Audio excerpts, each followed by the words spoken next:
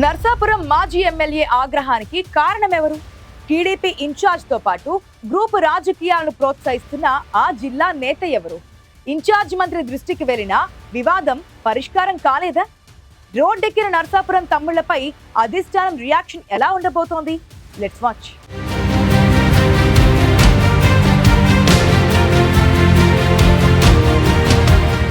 పశ్చిమ గోదావరి జిల్లా నరసాపురం అసెంబ్లీ నియోజకవర్గం తెలుగుదేశం పార్టీకి కంచు కోట. ఒకప్పుడు అంతా ఒక్కటన్నట్లుండే అక్కడి నేతలు లక్షల సంఖ్యలో మా ప్రోగ్రాంలను చూస్తున్నారు, కానీ అందులో 15% మంది మాత్రమే సబ్స్క్రైబ్ చేసుకుంటున్నారు.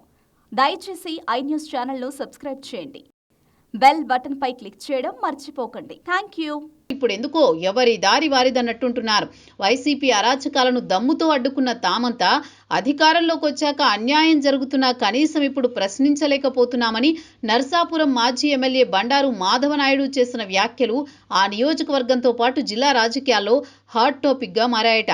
వాస్తవానికి బండారు గత ఎన్నికల్లో ఎమ్మెల్యే టికెట్ ఆశించినా జనసేనకు ఆ సీటు కేటాయించడంతో అధిష్టాన నిర్ణయాన్ని గౌరవించి బొమ్మిడి నాయకర్కు మద్దతుగా ప్రచారం చేశారు.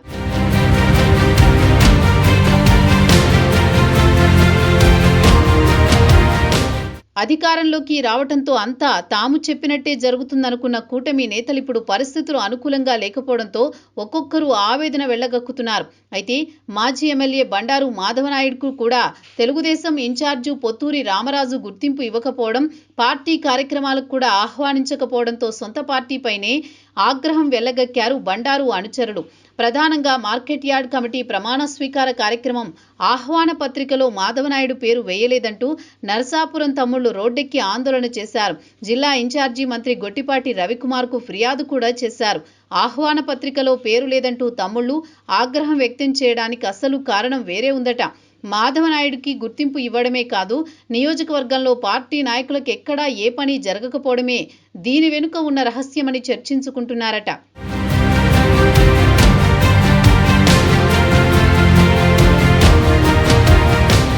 నరసాపురం, మొగల్తూరు మండలాల్లో బండారు మాధవనాయుడు అనుచరులకు ప్రభుత్వ కార్యాలయాల్లో పనులేమీ జరగడం లేదట.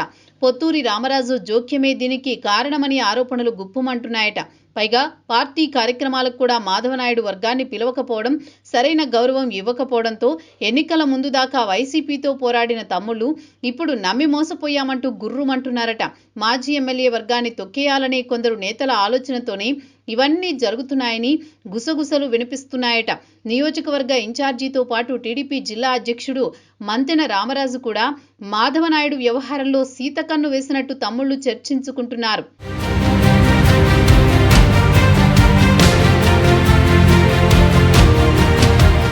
నరసాపురం టీడీపీలో వివాదం జిల్లా రాజకీయాల్లో హాట్ టాపిక్ గా ఉంది.